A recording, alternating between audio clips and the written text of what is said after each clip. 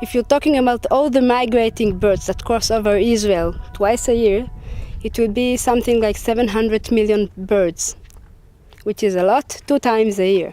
When we're talking about white storks, which is what I'm waiting to see here, it's something around 600,000 birds.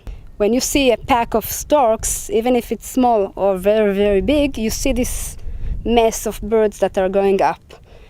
Pelicans will do it in a really nice order.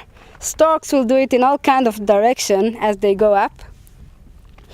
And when they get to the top of this thermic, they will glide. Now, that's when they are in a really nice order, and I can count them really easily, 10, 20, 30, 40, and so, sometimes, as I said, for a whole hour. Here on the edge of the Judean desert, overlooking the sleepy town of Jericho, it appears quite tranquil. But these are dangerous skies for Israeli fighter jets. The bird watcher's delight is a pilot's nightmare. Since the 1970s, migrating buzzards, storks, pelicans, and eagles have done more damage to Israeli fighter jets than all the Arab air forces combined.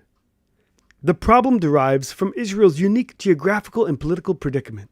It's a tiny country with very little airspace, maintaining one of the world's largest air forces in what happens to be the main corridor for storks, pelicans, and raptors, migrating from Europe and Asia to Africa and back again every spring and fall.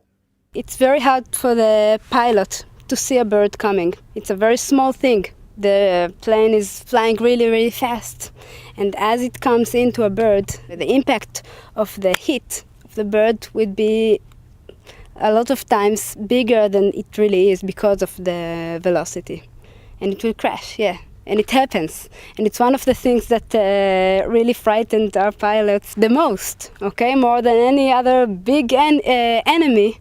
These small things, even a very small bird, could be a disaster for a pilot. Bird spotters like Noam, working with the Society for the Protection of Nature in Israel, monitor the flocks and relay the information to the Israeli Air Force. 460 חסידות, 2 קילומטר מזרחית לכפר אדומים, גובה נמוך.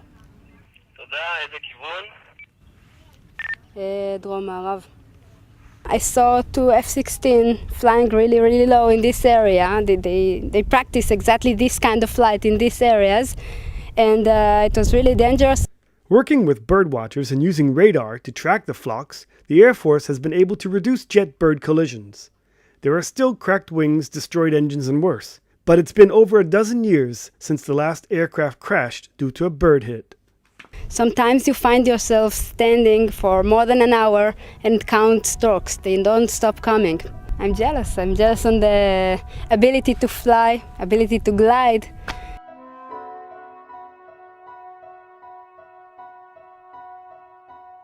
This is Aryeh O'Sullivan reporting for the Media Line.